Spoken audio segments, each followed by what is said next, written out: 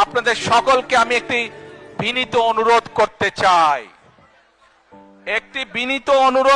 চাই, করব সত্যি? আচ্ছা, কি সেই বিনীত অনুরোধ? প্রিয় ভাই বোনেরা, আপনাদের সাথে আমি 18 বছর ছিলাম।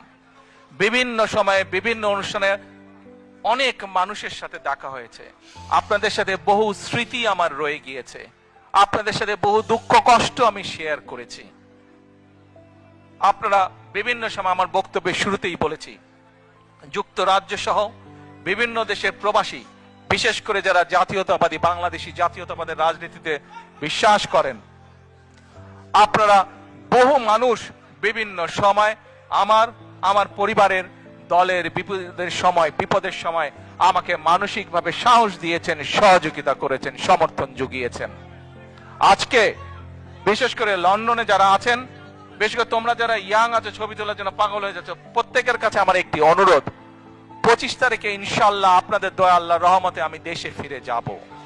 কিন্তু এখানে উপস্থিত, এই ঘরে উপস্থিত প্রত্যেকটি মানুষের কাছে আমার অনুরোধ, দয়া করে কেউ আপনারা এয়ারপোর্টে সেদিন যাবেন না। দয়া করে কেউ আপনারা এয়ারপোর্টে যাবেন না আপনারা। কারণ এয়ারপোর্টে গেলে একটি হট্টগোল তৈরি হবে এবং মানুষ জানবে যে এরা সব বাংলাদেশি, এবং দেশের সুনাম নষ্ট হবে, দলের সুনাম নষ্ট হবে। যারা এয়ারপোর্টে যাবেন না, যারা সেদিন এয়ারপোর্টে যাবেন না, আমার আজকের এই অনুরোধ যারা রাখবেন, আমি ধরে নিব তারা দল এবং সর্বোপরি দেশের সম্মানের প্রতি মর্যাদা রাখবেন।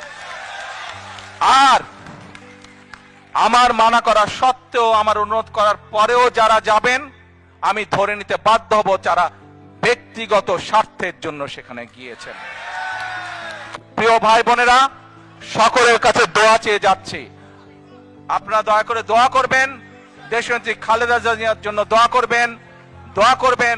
আপনাদের সামনে যে পরিকল্পনা তুলে ধরেছি, আল্লাহ যাতে আমাকে তৌফিক দেন দেশ এবং দেশের মানুষের জন্য সেই কাজগুলো যাতে সম্পূর্ণ করতে পারি।